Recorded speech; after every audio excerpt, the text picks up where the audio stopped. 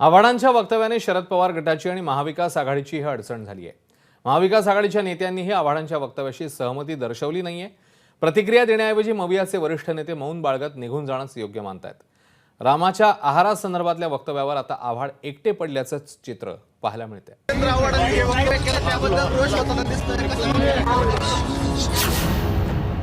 आव्हाडांच्या कालच्या वक्तव्यामुळे कुठेतरी भाजप वगैरे त्यांच्यावर टीका करताना दिसते। तुम्हाला त्या वक्तव्याबद्दल काय वाटतं? संपूर्ण मी भाषण त्यांचं ऐकलं नाही, नक्की ते काय म्हटले।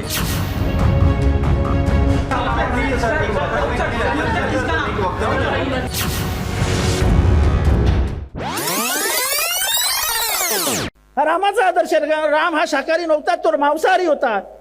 14 वर्ष जंगलात राहणारा माणूस कुठे जाणार हो ते शाकाहारी शोधायला? प्रभू श्रीराम यांच्या आहाराविषयी जितेंद्र आव्हाडांच्या वक्तव्यामुळे महाविकास आघाडीच्या नेत्यांची चांगलीच पंचायत झाली। तुम्हाला त्या वक्तव्याबद्दल काय वाटतं?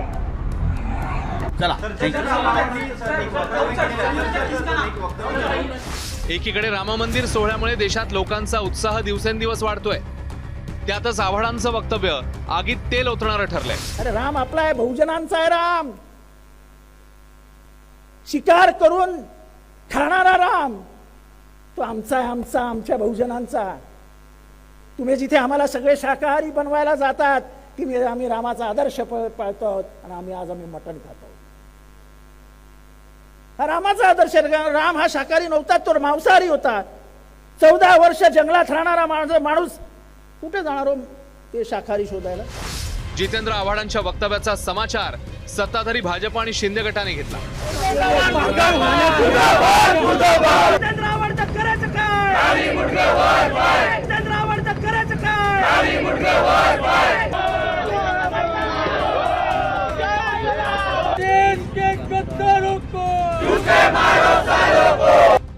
तसाच आव्हाडांना महाविकास आघाडीच्या नेत्यांनीही अशी वक्तव्य टाळण्याचा सल्ला दिला।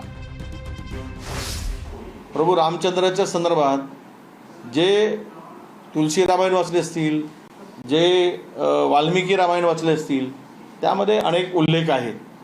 आता बोलणं चूक आहे एवढाच त्याचा अर्थ आहे। मला मूळ प्रश्न आहे की भगवान श्रीराम आमच्या आस्थेचा आणि भावनेचा विषय आहे, त्यामुळे कोण काय बोलायचं तो त्यांचा भाग आहे, पण असं कुठल्याही भावनाला ठेस लागू नये याची काळजी प्रत्येकाने घेतली पाहिजे। पण जितेंद्रजींनी काल एक विषय सांगितलं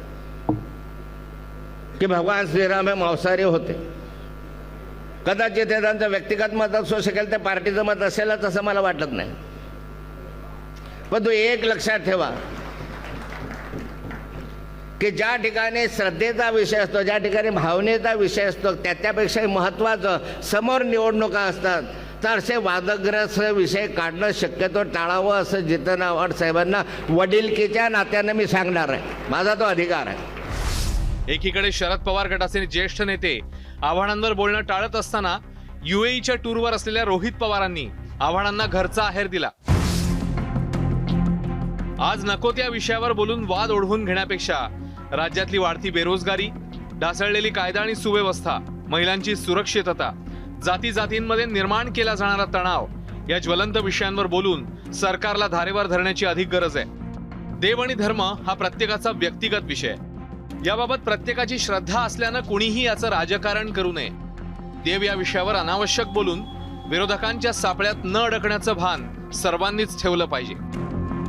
ट्विटरवरून रोहित पवारांनी आव्हाडांना हे सुनावल्यावर आव्हाडही चांगलेच नाराज झाले। रोहित पवार काय बोलतात ह्याच्याकडे मी फार महत्त्व देत नाही आणि मला काय फार त्यांच्याविषयी बोलायचं नाही। अजून लहान आहेत, पहिली टर्म आहे त्यांची। अबुधाबीमध्ये जाऊन बोलणं खूप सोपं आहे। मात्र रोहित पवारांनी कान टोचले यापेक्षाही पक्षाने आणि मित्रपक्षांनी साथ दिली नाही, यामुळे जितेंद्र आव्हाड चांगलेच दुखावले गेले। पक्षामध्ये मी एकटा पडलो असतो तर एवढी लोक माझ्या मागे उभे राहिले असते का? अहो नेता काय करतात, मी स्वतः आहे ना जिवंत, मी तू मला बघतेस ना कित्येक वर्ष, मी कुठलाही प्रश्न एकटा लढतो। मी पुरंदरेचं प्रकरण लावून धरलं, 3 महिने राहून धरलं। शनिवार वाड्यावर होणारा सोहळा शेवटी सरकारला एका बंद खोलीत राज्यपाल भवनावर घ्यावा लागला। तेव्हा पण मी एकटाच होतो. लढाई करताना माझ्या बरोबर किती आहेत हे करून जर लढाईला उतरला तर आयुष्यात लढाई लढू शकत नाही. पक्षाच्या भूमिकेच्या विपरीत आव्हाडांनी अनेकदा भूमिका मांडली, मात्र त्यासाठी पक्षाच्या व्यासपीठाचा वापर केल्यानं यावेळी आव्हाडांसोबत शरद पवार गटाची अडचण झाली आहे. रामा मंदिर राम याविषयी नकारात्मक बोलून सध्या लोकभावनेच्या विरोधात जाणं कोणत्याही पक्षाला झेपणारं नाहीये. त्यामुळे आव्हाडांच्या वक्तव्याला पक्षातूनही साथ मिळाली नाही. त्याची परिणिती आव्हाडांनी एका दिवसातच खंत व्यक्त करण्यात झाली. ब्युरो रिपोर्ट, एबीपी माझा. एबीपी माझा, उघडा डोळे बघा नीट.